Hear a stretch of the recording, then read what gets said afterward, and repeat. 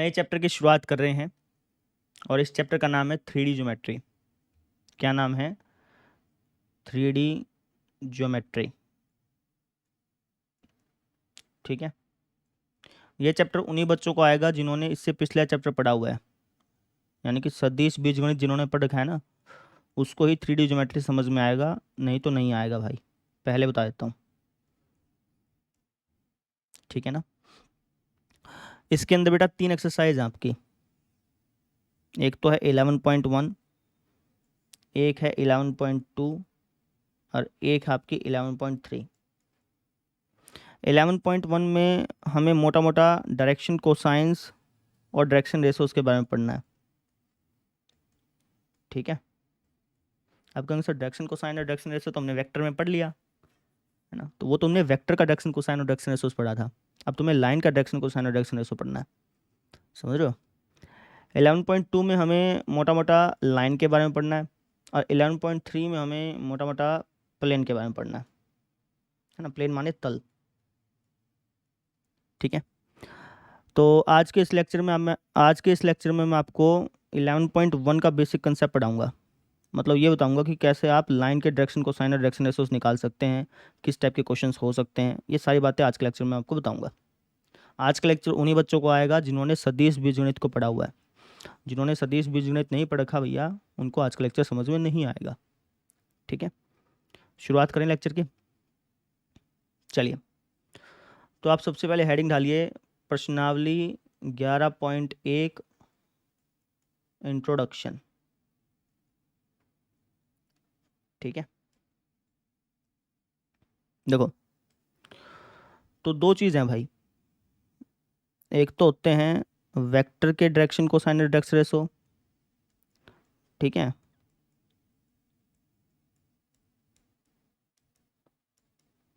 और एक होते हैं लाइन के डायरेक्शन कोसाइन और डायरेक्शन रेशो।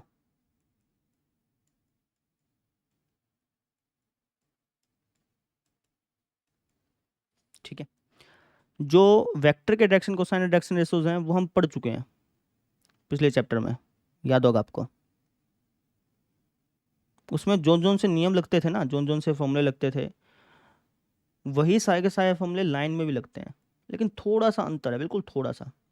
वो अंतर क्या है वो मैं आपको समझाऊंगा। ठीक है, लेकिन उससे पहले मैं आपको रिवाइज करा देता हूँ। जो हमने वेक्टर में डायरेक्शन कोसाइन और डायरेक्शन रेशो पढ़े थे ना, उसको रिवाइज करा देता हूँ। उसके बाद मैं बताऊंगा कि यार इस वेक्टर के डायरेक्शन कोसाइन और डायरेक्शन रेशो और इस लाइन के डायरेक्शन कोसाइन और डायरेक्शन रेशो में क्या अंतर है, उसके बाद बताऊंगा, लेकिन पहले एक बार रिवाइज करते हैं। ठीक है, तो सबसे पहला पॉइंट मैंने को बताया था कि भाई अगर मान लो कि आपको कोई वेक्टर दे रखा है, लेट्स से कि आपको वेक्टर दे रखा है ए आई कैप प्लस में बी जे कैप प्लस में सी के कैप, और आपसे कह दे कि इस वेक्टर के डायरेक्शन कोसाइन बताओ, तब कैसे बताते थे? आप कहेंगे सर हम लिख देते थे ए अपॉन में root A square plus B square plus C square, comma B upon में root A square plus B square plus C square, ऐसे ही कॉमा सी अपॉन में root A square plus B square plus C square. ये हमारे पास क्या आ जाता था? ये हमारे पास इस वेक्टर के डायरेक्शन कोसाइन का एक सेट आ जाता था। अगर हमें वेक्टर दिया हो डायरेक्शन कोसाइन निकालना हो ना, तो उसका एक ही सेट आता था। ये चीज़ हमने पढ़ी थी। अगर मान लो कि इसके डायरेक्शन रेशोज आपसे पूछ ले तो आप कहेंगे सर डायरेक्शन रेशोज अगर मुझसे पूछेगा तो डायरेक्शन रेशोज क्या होते हैं? डायरेक्शन रेशोज निकालने के लिए डायरेक्शन कोसाइन की किसी भी संख्या से गुणा कर दो, है ना, जीरो से मत करना, जीरो को छोड़कर किसी भी संख्या से गुणा कर दो, आपको डायरेक्शन रेशोज मिल जाते हैं। अगर आप कह देंगे सर लेट्स से कि मैं डायरेक्शन कोसाइन की एक से गुणा करूँगा, कर दो, कोई दिक्कत नहीं है। अगर आप इसकी एक से गुणा कर दें तब भी आपको डायरेक्शन रेशो मिलेगा, है ना। एक से गुणा करने पे क्या आएगा? सेम टू सेम आएगा, वो भी डायरेक्शन रेशो है बेटा। अगर आप मान लो कि इसकी दो से गुणा कर दें तो जो वैल्यू आएगी उसको भी डायरेक्शन रेशो मान सकते हो। इसकी तीन से गुणा कर दें तो जो वैल्यू आएगी उसको भी डायरेक्शन रेशो मान सकते हो, है ना। डायरेक्शन कोसाइन की आप किसी भी संख्या से गुणा कर दो, आपको डायरेक्शन रेशो मिल जाना है। डायरेक्शन रेशो जो होते हैं वो अनंत होते हैं, मैंने आपको पहली बार बताई थी। ठीक है, तो डायरेक्शन कोसाइन की आप किसी भी संख्या से गुणा कर दो, आपको डायरेक्शन रेशो मिल जाएगा बेटा। एक से करो, दो से करो, तीन से करो, डायरेक्शन रेशो मिल जाना आपको। ठीक है, लेकिन सबसे आसान क्या रहता है? सबसे आसान ये रहता है कि आप इन तीनों की, ये जो तीन संख्याएं हैं ना, इन तीनों की under root A square plus B square plus C square से गुणा कर दो। अगर आप इन तीनों की under root A square plus B square plus C square से गुणा करें तो आपको क्या मिलेगा? आपको आंसर हमें मिलेगा ए बी सी। और ए बी सी को डायरेक्शन रेशो मान करके काम करना बहुत आसान रहता है, समझ रहे हो। आप चाहें तो इसकी एक से गुणा करके उसको डायरेक्शन रेशो मान सकते थे, लेकिन वो मुश्किल रहता है। है ना, 2 से गुना करके उसको डायरेक्शन रेशो मान सकते थे, उसको लेके काम कर सकते थे, लेकिन फिर भी वो मुश्किल रहता। सबसे आसान क्या रहता है कि इन तीनों के under root A square plus B square plus C square से गुना कर दो, फिर क्या आएगा, ए बी सी आएगा। ये जो ए बी सी आए ना, इसको डायरेक्शन रेशो मान के काम करोगे ना तो बहुत आसान रहेगा, सारे क्वेश्चन आप आराम से कर लोगे। क्यों सर जी? क्योंकि अगर आप देखें तो इस वेक्टर के आई कैप का क्वेश्चन क्या है, ए, जे कैप का क्वेश्चन क्या है, बी, के कैप का क्वेश्चन क्या है, सी, और डायरेक्शन रेशो भी हमारे पास क्या है, ए बी सी। तो अगर किसी क्वेश्चन में वेक्टर दे दिया, डायरेक्शन रेशो पूछ ले, तो आप डायरेक्टली बता सकते हो, है ना, आपको डायरेक्शन कोसाइन निकालने की जरूरत ही नहीं है।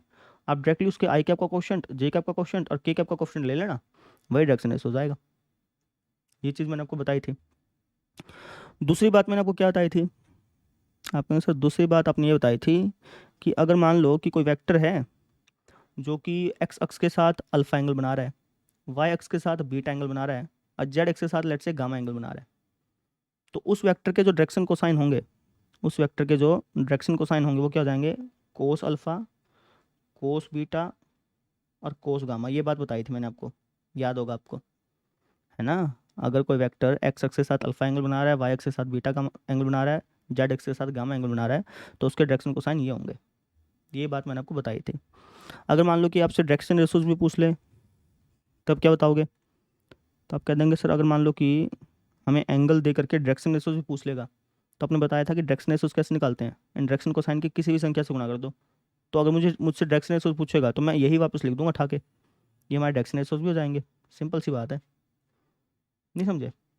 अगर मुझे वेक्टर दे रखा होता ना और डायरेक्शन रेशोज पूछता, तब भी मैं ऐसे ही कर सकता था, डायरेक्शन कोसाइन की किसी भी संख्या से गुणा करके डायरेक्शन रेशोज निकाल सकता था। लेकिन आसान क्या रहता कि अगर मुझे वेक्टर दे रखा है और डायरेक्शन रेशोज पूछेगा, तो सबसे आसान क्या रहेगा कि मैं आई कैप का क्वेश्चन, जे कैप का क्वेश्चन और के कैप का क्वेश्चन लिख दूं, वो आसान रहेगा। लेकिन अगर मुझे एंगल दे रखा है, डायरेक्शन रेशोज पूछा है, तो जो डायरेक्शन कोसाइन है उसी को डायरेक्शन रेशो ले लो, वो ज़्यादा आसान रहेगा। समझ में आ गई मेरी बात? अगर यहाँ पे वेक्टर दे रखा होता ना, तो मैं आई कैप, जे कैप और के कैप का क्वेश्चन लिख देता उठा के, ठीक है। इसको डायरेक्शन रेशो मान के काम कर सकते हो, यहाँ पे जो आई कैप, जे कैप और के कैप का क्वेश्चन उसको भी डायरेक्शन रेशो मान के काम कर सकते हो, आपका आंसर सही माना जाएगा। डायरेक्शन रेशो जो होते हैं वो अनंत होते हैं भैया, ये बात मैं आपको 2-3 बार बता चुका हूँ, ठीक है। ठीक है जी। तो ये दूसरे टाइप का सवाल हमसे पूछा जाता था जब हम पढ़ रहे थे, है ना। अब तीसरे टाइप का सवाल क्या होता था वो मैं आपको बताता हूँ, चलिए देखते हैं तीसरे टाइप का सवाल। तीसरे टाइप का सवाल ये होता था कि आपको है ना किसी क्वेश्चन में डायरेक्शन रेशो दे देता था, आपको बोल देता था कि यार डायरेक्शन रेशो है ए बी सी, ऐसे बोल देता था, और आपसे डायरेक्शन कोसाइन पूछता था। तो अगर आपको किसी क्वेश्चन में डायरेक्शन रेशो दे रखे हो, डायरेक्शन कोसाइन पूछे हो, तो उसका फॉर्मूला होता है प्लस माइनस ए अपॉन में under root A square plus B square plus C square, comma plus minus B upon में under root A square plus B square plus C square, comma plus minus C upon में under root A square plus B square plus C square. यहाँ पे plus minus लगता है भैया, है ना। Direction cosine के 2 सेट निकलते हैं, अगर आपको डायरेक्शन रेशो दे रखे हैं ना बेटा, तो डायरेक्शन कोसाइन के 2 सेट निकलेंगे, एक तो प्लस वाले सिंबल के साथ, एक माइनस वाले सिंबल के साथ, तीनों के साथ सेम सिंबल लगाना होता है। ये चीज़ मैं आपको बता चुका हूँ। तो तीसरी बात हमने सीखी थी, तीसरे टाइप का क्वेश्चन ये पूछा जा सकता था। चौथे टाइप का क्वेश्चन हो सकता था कि आपको है ना डायरेक्शन कोसाइन दे दे, मान लो कि आपको डायरेक्शन कोसाइन दे दिए LMN, डायरेक्शन कोसाइन को हम जनरली LMN से निरूपित करते हैं, ठीक है, और आपसे डायरेक्शन रेशो पूछ लें तो कैसे बताओगे? तो आप कहेंगे सर अभी अभी आपने बताया कि जो डायरेक्शन रेशोज होते हैं वो डायरेक्शन कोसाइन की किसी भी संख्या से गुणा कर दो, आपको डायरेक्शन रेशो आराम से मिल जाते हैं। तो अगर मुझे डायरेक्शन कोसाइन दे रखे हैं ये, तो डायरेक्शन रेशो कैसे बताऊंगा? इनकी किसी भी संख्या से गुणा कर दो, मान लो कि इनकी मैं लैम्डा से गुणा कर देता हूँ, जीरो से मत करना बस, ये चीज़ आप ध्यान रखना, ठीक है। तो ये जो वैल्यू आई वो क्या होगी, डायरेक्शन रेशो होगी। अगर मान लो कि 1 से गुणा किया तो LMN आ जाएगा, 2 से गुणा किया तो 2L 2M 2N आ जाएगा, तो ये क्या डायरेक्शन रेशो है।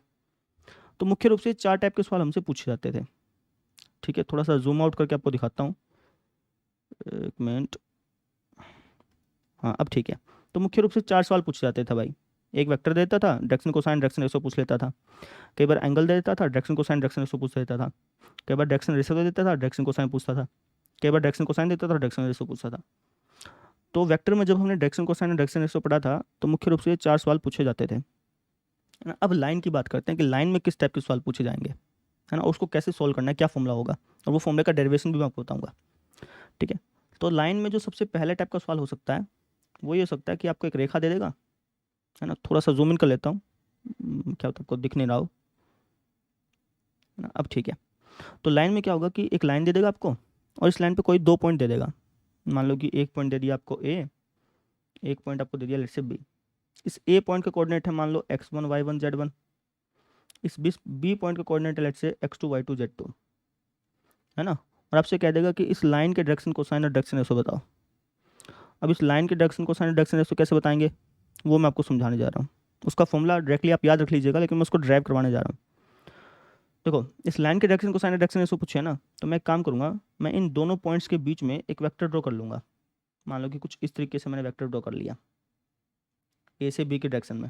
चाहे तो आप बी से ए के डायरेक्शन में भी कर सकते हो, आपकी मर्जी है। मैंने ए से बी के डायरेक्शन में कर लिया। अब इस वेक्टर के जो डायरेक्शन कोसाइन होंगे ना, वही सेम डायरेक्शन कोसाइन इस लाइन के भी होंगे, है ना। अब इस वेक्टर के डायरेक्शन कोसाइन कैसे निकालोगे, तो आप कहेंगे सर ए बी वेक्टर निकाल लेते पहले। ए बी वेक्टर क्या हो जाएगा, ये हो जाएगा x2 माइनस x1 आई कैप प्लस में y2 माइनस y1 जे कैप प्लस में z2 माइनस z1 के कैप। ये हमारा क्या हो गया, ए बी वेक्टर हो गया, है ना। ए बी वेक्टर निकल गया। अब अगर आपको वेक्टर दे रखा है, अगर आपको वेक्टर दे रखा है और आपसे डायरेक्शन कोसाइन पूछे, तो आप कैसे बताओगे, इस नियम से बताएंगे सर जी। हमें वेक्टर अगर हम देख रहे हैं, डायरेक्शन कोसाइन पूछेगा तो हम क्या करेंगे, आई का कोएफिशिएंट लेंगे, उसको भाग कर देंगे under root A square plus B square plus C square से। सेम चीज़ इसके साथ करेंगे भाई। तो इसका डायरेक्शन कोसाइन क्या हो जाएगा, इस वेक्टर का डायरेक्शन कोसाइन हो जाएगा सर जी, आई का कोएफिशिएंट क्या है x2 माइनस x1 अपॉन में अंडर रूट इसका स्क्वायर प्लस इसका स्क्वायर प्लस इसका स्क्वायर। ठीक है,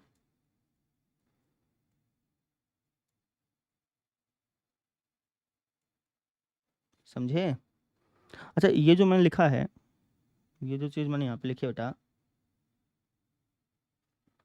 कि भाई इसका स्क्वायर प्लस इसका स्क्वायर प्लस इसका स्क्वायर, असल में है ये चीज़ है क्या, ये चीज़ है इस ए बी वेक्टर की लेंथ, है ना।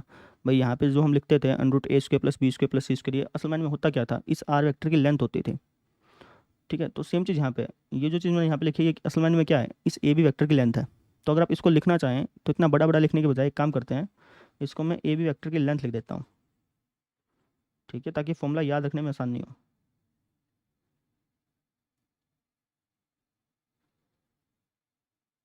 इसको मिटा देते हैं बेटा, क्योंकि थोड़ा बड़ा बड़ा है यार, इतना बड़ा कौन याद रखेगा। ठीक है, और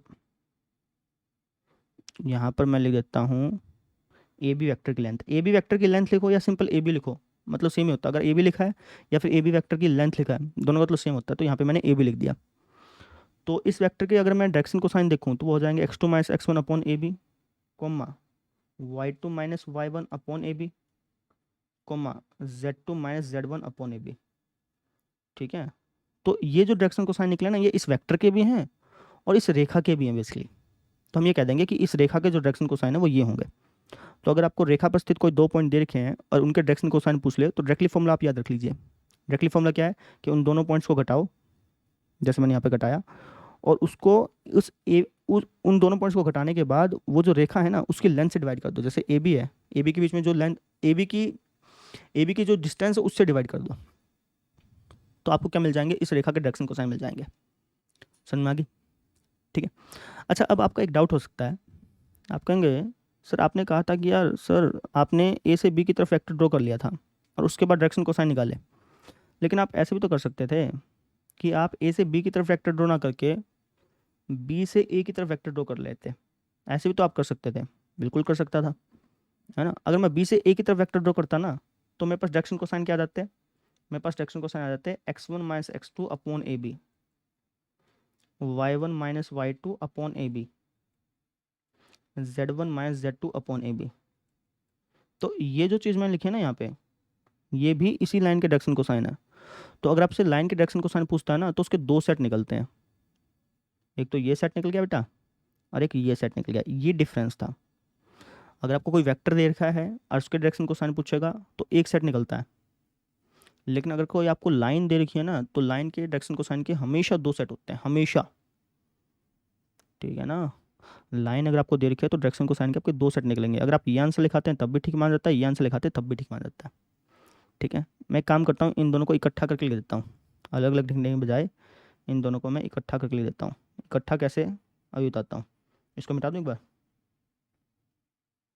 देखो इकट्ठा कैसे लिखूंगा। तो इकट्ठा लिखने के लिए मैं काम करता हूँ, यहाँ पे प्लस माइनस लगा देता हूँ। ठीक है, इकट्ठा ही हो गया। वो बेसिकली क्या था, इसका नेगेटिव ही तो था। तो अगर आपको कोई लाइन दे रखी है जिस पे 2 पॉइंट हैं, है ना, वो आपको गिवन है, तो उस लाइन के जो डायरेक्शन को साइन होंगे वो ये होंगे बेटा। अच्छा, इन तीनों के साथ सेम सिंबल लेना है। जैसे मान लो कि आप प्लस सिंबल ले रहे हो इसके साथ, तो सबके साथ प्लस सिंबल लीजिए, है ना, एक बार सबके साथ माइनस सिंबल लीजिए, तो 2 आंसर आपके निकल के आते हैं। समझ में आ गई? क्लियर? ठीक है जी। तो हमें रेखा अगर कोई देखे तो उसके डायरेक्शन को साइन के 2 सेट ये होंगे, जो कि मैंने यहाँ पे लिख दिए।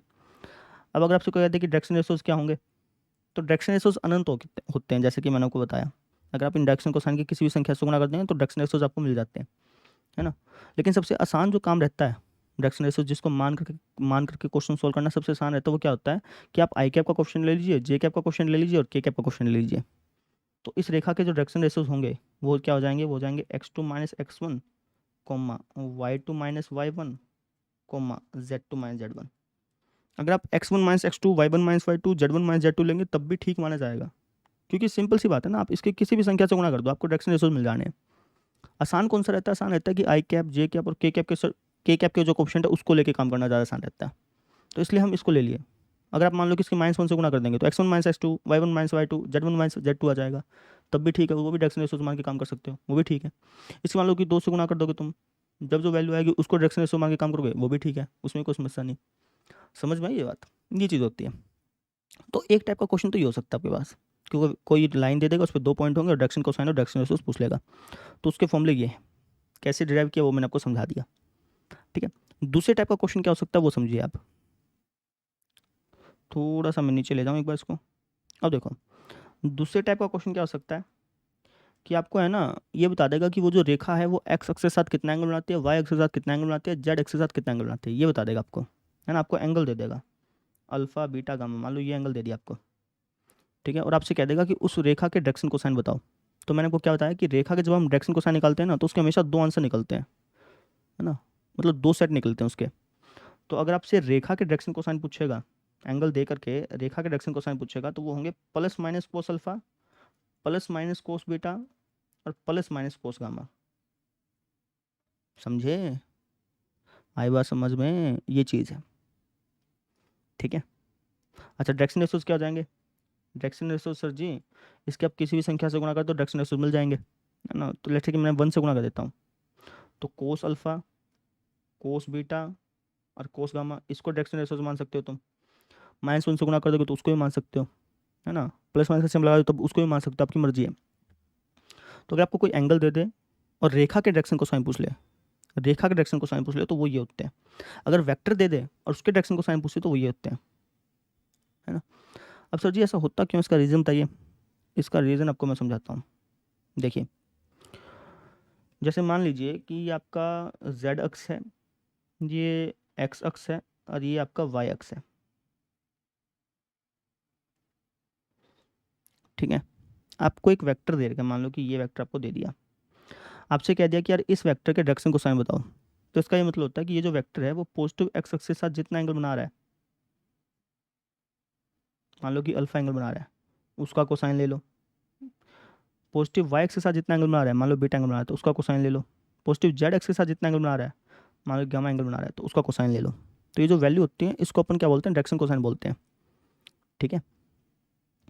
अब जो वेक्टर होता है ना वो एक्स अक्ष के साथ केवल एक एंगल बनाता है, तो इसलिए यहाँ पे सिंपल कोस अल्फा आ गया, कोस बीटा आ गया, कोस गामा आ गया, प्लस माइनस नहीं लगाया, क्योंकि वेक्टर जो है वो एक्स अक्ष के साथ केवल और केवल एक एंगल बनाता है।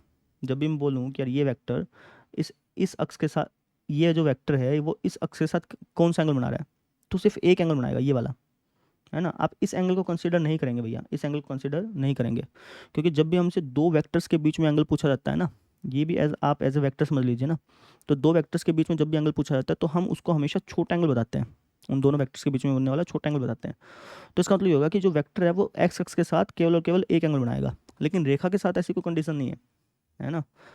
अगर मान लो कि यहाँ पे वेक्टर की बजाय रेखा होती, मान लो कि यही इसी को मैं रेखा के अंदर तब्दील कर देता हूँ, तो जो रेखा होती है ना, जो रेखा होती है वो एक्स अक्ष के साथ 2 एंगल बनाती है। जैसे एक एंगल अगर अल्फा है तो दूसरा एंगल क्या होगा, पाई माइनस अल्फा।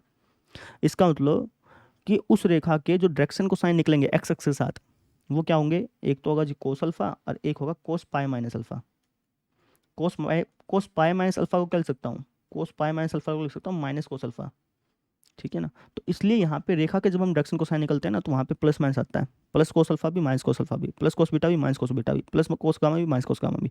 वेक्टर के साथ नहीं आता, क्योंकि वेक्टर तो एक ही एंगल बनाएगा एक्स एक्सिस के साथ, लेकिन जो रेखा है वो एक्स एक्सिस के साथ दो दो एंगल बनाती है, इसलिए यहाँ पे प्लस माइनस आता है। समझ में आई मेरी बात? ये चीज़ होती है। ठीक है, इसको मिटा देता हूँ एक बार, उसके बाद फिर हम आगे स्टार्ट करते हैं। ठीक है, अब आप आगे देखो।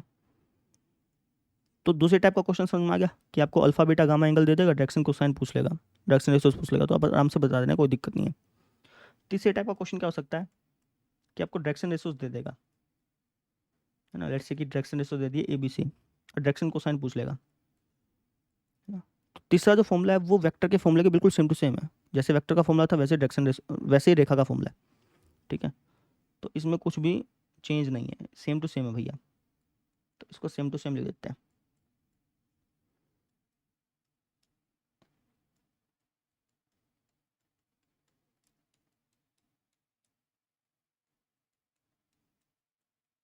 ठीक है, चौथा किस टाइप का क्वेश्चन पूछ सकता है? चौथा ये पूछ सकता है कि भाई डायरेक्शन कोसाइन दे देगा आपको रेखा के, मान लो कि LMN दे दिए और डायरेक्शन रेशियोज पूछ लेगा, तो ये भी बिल्कुल सेम टू सेम है जो वेक्टर में था, इसमें भी कोई डिफरेंस नहीं है। यानी कि यहाँ पर भी डायरेक्शन रेशियोज क्या आएंगे, lambda L, lambda M, lambda N। तो ये चार टाइप के क्वेश्चन पूछ सकता है। थोड़ा सा जूम आउट आपको करके दिखाता हूँ, ज़्यादा समझ में आएगा। ये देखो, डायरेक्शन कोसाइन और डायरेक्शन रेशियोज में मुख्य रूप से लाइन में चार टाइप के सवाल पूछे जा सकते हैं। पहला सवाल तो ये कि भी रेखा दे देगा, उस पर 2 पॉइंट होंगे और डायरेक्शन कोसाइन पूछ लेगा तो उसका ये फॉर्मूला है, डायरेक्शन रेशियोज पूछ लेगा तो उसका ये फॉर्मूला है। दूसरा क्वेश्चन हो सकता है कि आपको एंगल दे दे, आपको ये बता दे कि वो जो रेखा है वो पॉजिटिव एक्स के साथ कितना एंगल बना रही है, पॉजिटिव वाई एक्स के साथ कितना एंगल बना रही है, पॉजिटिव जेड एक्स के साथ कितना एंगल बना रही है, एंगल दे देगा, फिर डायरेक्शन कोसाइन और डायरेक्शन रेशियोज पूछ लेगा तो उसका ये फॉर्मूला है। तीसरा फॉर्मूला है कि डायरेक्शन रेशियो देकर डायरेक्शन कोसाइन पूछ लेगा, उसका तो सेम टू सेम फॉर्मूला है, कोई अंतर ही नहीं है। चौथा ये है कि डायरेक्शन कोसाइन देकर डायरेक्शन रेशियो पूछ लेगा तो उसका भी सेम टू सेम फॉर्मूला, कोई अंतर नहीं है। ठीक है, तो इस तरीके से हम लाइन के डायरेक्शन कोसाइन और डायरेक्शन रेशियोज निकालते हैं, है ना। मैंने आपको चारों टाइप के क्वेश्चन बता दिए जिस टाइप का क्वेश्चन पूछ सकता था। समझ में आ गया? तो वेक्टर के डायरेक्शन कोसाइन और डायरेक्शन रेशियो और लाइन के डायरेक्शन कोसाइन और डायरेक्शन रेशियो में अंतर क्या समझ में आया? वेक्टर के जब हम डायरेक्शन, कोई वेक्टर अगर हमें देखा है उसका डायरेक्शन कोसाइन जब हम निकालते थे ना तो एक सेट निकलता था, और अगर हमें कोई रेखा देखी है उसके डायरेक्शन कोसाइन निकालेंगे तो 2 सेट निकलेंगे हमेशा। यहाँ पे देख लो, चाहिए तुम यहाँ पे देख लो, चाहिए तुम यहाँ पे देख लो, रेखा के डायरेक्शन कोसाइन के हमेशा 2 सेट निकलते हैं बेटा। जबकि वेक्टर के डायरेक्शन कोसाइन में अगर वेक्टर देखा है तो एक सेट निकलता है, अगर डायरेक्शन रेशियो देखा है तब 2 सेट निकलते हैं, लेकिन अगर वेक्टर देखा तो एक ही सेट निकलता है। ये डिफरेंस है लाइन के डायरेक्शन कोसाइन डायरेक्शन रेशियो में और वेक्टर के डायरेक्शन कोसाइन डायरेक्शन रेशियो में। ठीक है, बाकी सभी प्रॉपर्टी सेम अप्लाई होंगी। जैसे हमने कई प्रॉपर्टी नहीं पढ़ी थी, एक हमने पढ़ी थी L² + M² + N² बराबर होता है 1 के, तो ये जो प्रॉपर्टी है दोनों के दोनों में सेम लगेंगी। बाकी जो भी चीज़ आपने पढ़ी है ना, जो भी प्रॉपर्टी आपने डायरेक्शन कोसाइन में और डायरेक्शन रेशियोज में पढ़ी है वेक्टर की, जो जो से फॉर्मूले पढ़े हैं वो सेम टू सेम यहाँ पे लगेंगे। समझ में आ गई? क्लियर? अब मैं आपको है ना क्वेश्चन आंसर्स करवाता हूँ, वहाँ से आपको ज़्यादा क्लियरिटी होगी कि मैंने आपको क्या पढ़ाया है। ठीक है, चलिए क्वेश्चन आंसर्स करते हैं। ये पहला उदाहरण देखो बेटा, क्या क्या लिखा है? क्या लिखा कि यदि एक रेखा एक्स अक्ष, वाई अक्ष और जेड अक्ष की धनात्मक दिशा के साथ, पॉजिटिव एक्स अक्ष, पॉजिटिव वाई अक्ष और पॉजिटिव जेड अक्ष के साथ 90 डिग्री, 60 डिग्री और 30 डिग्री कोण आती है तो दिक् कोसाइन ज्ञात करें। तो मैंने आपको फॉर्मूला बता दिया, बस वो फॉर्मूला अप्लाई कर दीजिए। मैंने क्या बताया था? मैंने बताया था कि रेखा के अगर एक्स अक्ष, पॉजिटिव एक्स अक्ष, पॉजिटिव वाई अक्ष और पॉजिटिव जेड अक्ष के साथ कोण दिए गए हैं तो उसके डायरेक्शन कोसाइन कैसे बताओगे?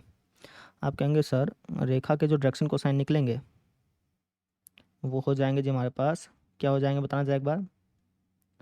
वो हो जाएंगे सर हमारे पास plus minus cos alpha, comma plus minus cos beta, comma plus minus cos gamma. यानी कि वो हो जाएंगे हमारे पास प्लस माइनस कोस 90 डिग्री पे कितना होता है बेटा, बताना जरा एक बार। कोस 90 डिग्री पे होता है सर हमारे पास 0, है ना। कोस 60 डिग्री पे कोस 60 डिग्री पे होता है 1/2, और कोस 30 डिग्री पे, कोस 30 डिग्री पे होता है सर जी हमारे पास √3/2। ठीक है, तो अगर मैं डायरेक्शन कोसाइंस की बात करूं, रेखा के डायरेक्शन कोसाइंस की, तो मैंने आपको बताया कि अगर आपको जब आप रेखा के डायरेक्शन कोसाइंस निकालोगे ना तो वो 2 सेट निकलते हैं हमेशा, है ना। तो एक सेट तो ये हो गया 0,1/2, जब मैंने तीनों के साथ प्लस का सिंबल ले लिया, तीनों के साथ सेम सिंबल लेना होता है बेटा, ये चीज़ मैंने आपको बता रखी है। ठीक है, और एक सेट आपका ये हो गया माइनस का जीरो, माइनस के जीरो को तो जीरो लिखो चाहे तुम, कोई फ़र्क तो पड़ना नहीं। तो एक सेट आपका ये हो गया।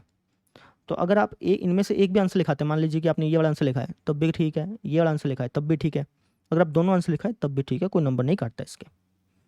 ठीक है ना, ये बात मैं बार बार बता चुका हूँ। तो अगर मैं भविष्य में कभी कोई क्वेश्चन आया उसमें मैं एक आंसर लिख दूँ तो आप ये कंफ्यूज मत होइएगा सर आपने दूसरा आंसर क्यों लिखा, लिख सकते हो, नहीं लिखोगे तब भी कोई दिक्कत नहीं है। क्लियर है, समझ में आया? ठीक है, तो इस तरीके से हमने इस क्वेश्चन को सॉल्व करना था, सिंपल सा था। अच्छा, अगर मान लो कि इस क्वेश्चन में भाई साहब, इस क्वेश्चन में यहाँ पे रेखा की बजाय यहाँ पे आपका सदिश लिखा होता, तब आपका केवल और केवल एक आंसर आता, जो कि आता ये है ना, क्योंकि अगर आपको सदिश दे रखा है ना, और सदिश अगर positive X axis, positive Y axis और पॉजिटिव जेड एक्सिस से ज़्यादा एंगल बनाता है और उसके डायरेक्शन को साइन पूछ ले, तो उसका फॉर्मूला होता है simple cos alpha, cos beta और कोस गामा।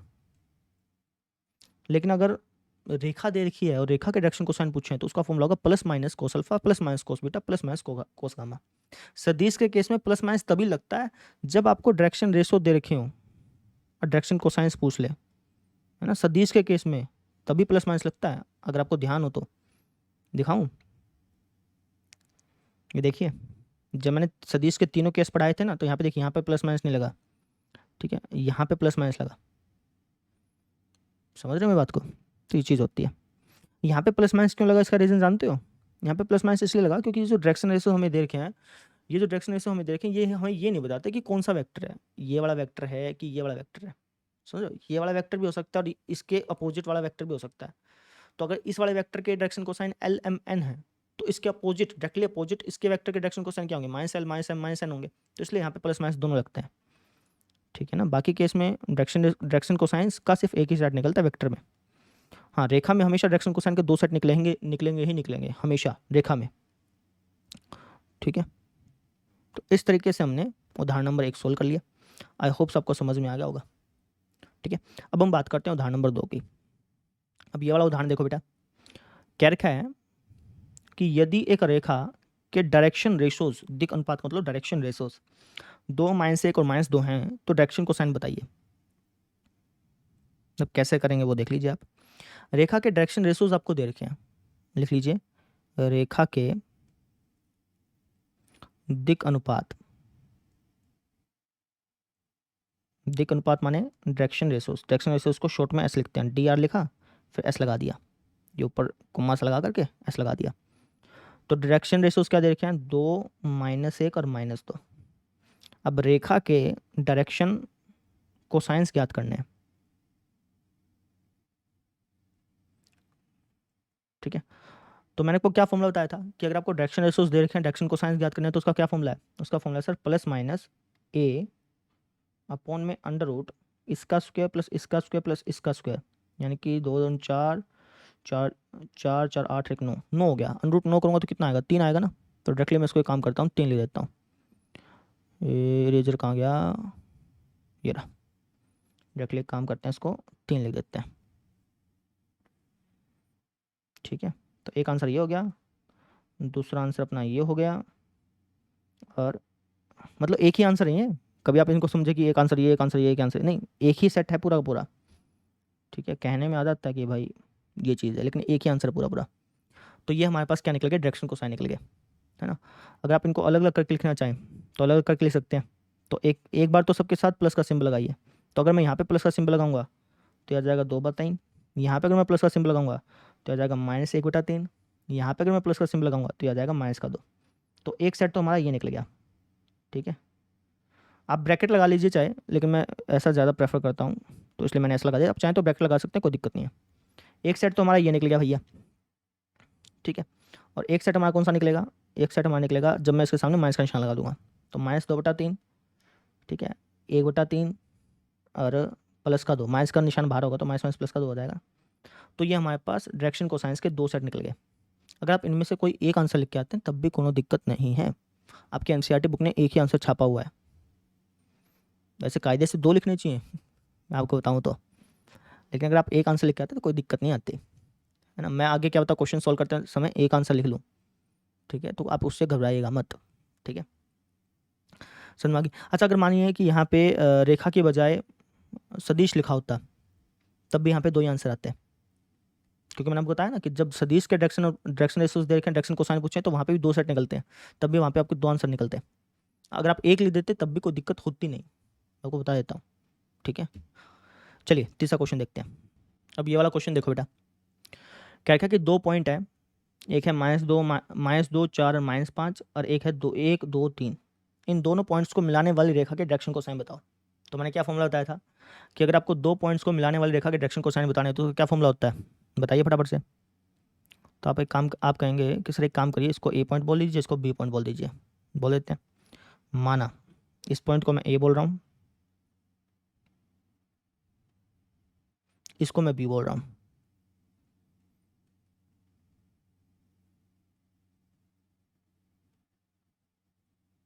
तो रेखा के डायरेक्शन कोसाइन क्या निकल जाएंगे बेटा, आप कहेंगे सर रेखा के डायरेक्शन कोसाइन, दिक् कोसाइन, ये निकल जाएंगे जी हमारे, क्या निकल जाएंगे, +-(x2 - x1) अपॉन में इस रेखा की लेंथ, यानी कि मैं ये भी लिख देता हूँ यहाँ पे, ठीक है। ऐसे ही +-(y2 - y1), यही तो फॉर्मूला था, अपॉन में ए बी। ऐसे ही +-(z2 - z1) अपॉन में ए बी, ठीक है। वैल्यू पुट करते हैं, +-(x2 - x1) करना, 1 -(-2) यानी कि 3 अपॉन में इस ए बी की लेंथ निकालना भैया। इस ए बी की लेंथ कैसे निकालोगे, आप कहेंगे सर अंडर रूट, यहाँ पे लिख देता हूँ, √1 -(-2) यानी कि 3, उसका स्क्वायर करें तो 9, 2 - 4 यानी कि -2, उसका स्क्वायर करें तो 4, 3 - -5 यानी कि 8, 8 का स्क्वायर करेंगे तो 64, 64 से 4 68, 68 में 9 जोड़ेंगे तो 77, तो √77 आएगा, ठीक है। ऐसे ही +-(y2 - y1) करना, तो ये हो जाएगा हमारा 2 - 4 यानी कि -2 अपॉन में √77, +-(z2 - z1) करना, ये हो जाएगा 3 - 5 यानी कि 8 अपॉन में √77। तो ये हमारे पास दो आंसर निकल के आ गए, इसको अलग अलग करके लिख देते हैं, है ना। तो एक सेट तो हमारे पास हो गया, चाहे तुम ये वाले ब्रैकेट लगा लो, चाहे तुम वैसे तिकोना निशान लगा लो, दोनों सेम चीज़ है।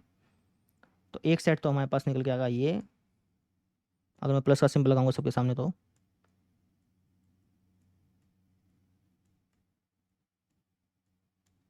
और एक सेट हमारे पास निकल के आ गया ये,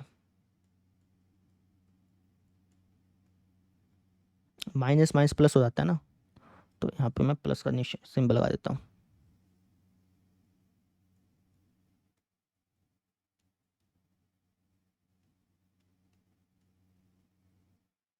तो ये हमारे पास दो सेट आ गए आंसर्स के। अगर आप एक इन इन दोनों में से कोई एक आंसर लिख के आते हैं तब भी कोई गलत नहीं मानेगा, समझ में आई।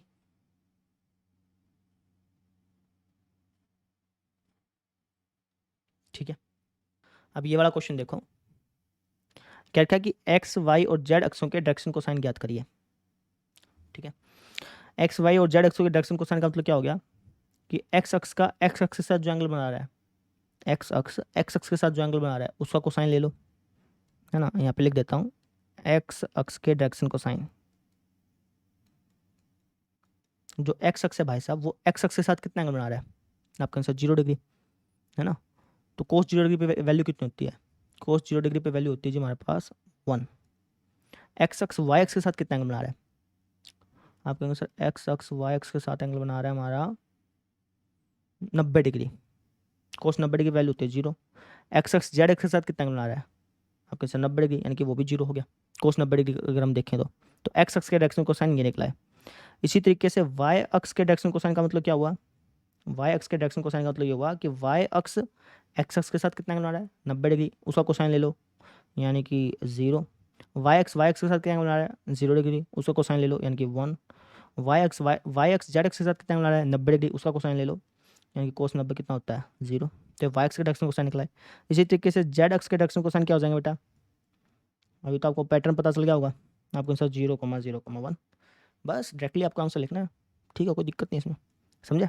अब हम देखते हैं अगला क्वेश्चन। अब ये वाला क्वेश्चन देखो भाई, क्या लिखा है कि दर्शाइए कि ये पॉइंट और ये पॉइंट, ये तीनों के तीनों पॉइंट समरेखी हैं, ऐसा मुझे दर्शाना है। अब किन्हीं भी तीन पॉइंट को अगर आपको समरेखी दर्शाना हो ना, तो आप उनमें से कोई भी दो वेक्टर बना लीजिए। मान लीजिए कि मैं एक बना लेता हूँ ए बी वेक्टर, एक बना लेता हूँ बी सी वेक्टर, बना लिया। अब अगर आप इन दोनों वेक्टर्स को, ए बी वेक्टर जो आप बनाएंगे और जो बी सी वेक्टर बनाएंगे, इन दोनों वेक्टर्स को अगर आप एक दूसरे के टर्म में लिख पा रहे हैं और इन दोनों वेक्टर में अगर एक पॉइंट कॉमन है, तो इसका मतलब ये होता है कि ये तीनों के तीनों पॉइंट जो हैं ए बी सी समरेखी होंगे। तो उसी चीज़ का हम यहाँ पर इस्तेमाल करेंगे। तो सबसे पहले मैं ए बी वेक्टर बना लेता हूँ।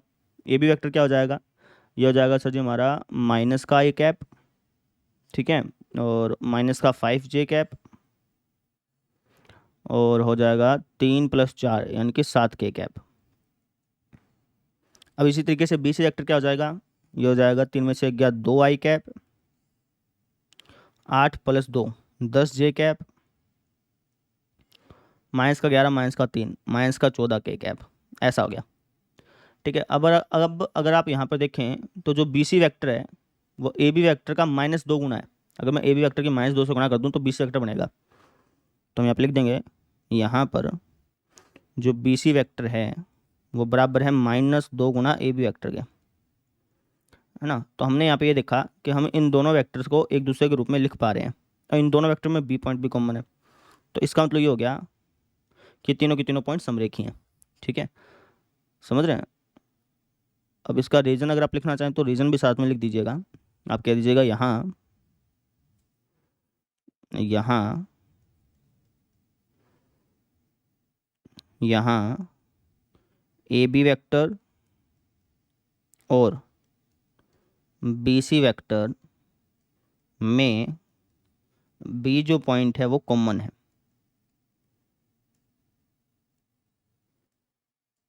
कॉमन को हिंदी में बोलते हैं उभयनिष्ठ। ठीक है, और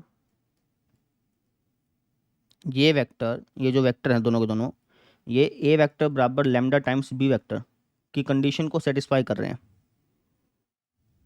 है ना भाई। हम एक वेक्टर को दूसरे वेक्टर के रूप में लिख पा रहे हैं कि कंडीशन को हिंदी में बोलते हैं शर्त, को संतुष्ट कर रहे हैं।